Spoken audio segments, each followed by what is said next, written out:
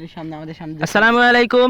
আমরা চলে আসছি নতুনহাট গ্রিন সিটির সামনে, দেখতেই পাচ্ছেন সামনে দিয়ে রাশিয়ানরা যাওয়া আসা করছে এবং কি একটা পোজ নিয়েছে দেখেন। বাঙালি ফেল, বাঙালিরা কখনো এরকমটা পারবেই না। সো আমরা আজকে পুরো গ্রিন সিটিটা একটু ঘুরে দেখতে চাইবো, আপনারা সঙ্গেই থাকবেন, কোনো ভিডিওটা স্কিপ করবেন না। ধন্যবাদ। তো আসুন শুরু করা যাক। তো আপনারা অনেকেই জানেন যে রাশিয়ানরা বাংলাদেশে অবস্থান করছে রূপপুর পারমাণবিক বিদ্যুৎ কেন্দ্র তৈরির জন্য।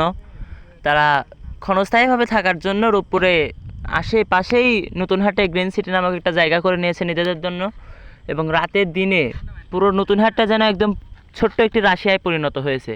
আপনারা যদি এখানে আসেন, দিনের বেলা আসলে তো একটা সৌন্দর্য পাবেন, আর যদি রাতে আসেন নানান রকম রাশিয়ান এবং তাদের নিজস্ব বার আছে। আর যদি বলি ফ্যাশন সাইজের দিক দিয়ে, তাহলে বলা যায় টুকটাক একটা রাশিয়ায়।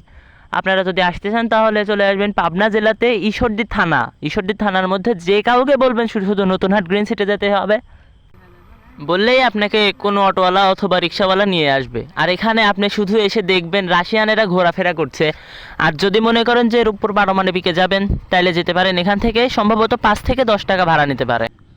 আর যদি আরও কিছু বলি, তাইলে আমাদের রূপপুর পারমাণবিকের যে ভিউ, কোনো একটা ভিডিও ছাড়লেই ফর ইউ। রূপপুর থেকে পশ্চিম দিকে কুষ্টিয়া ভেড়ামারা ধরে।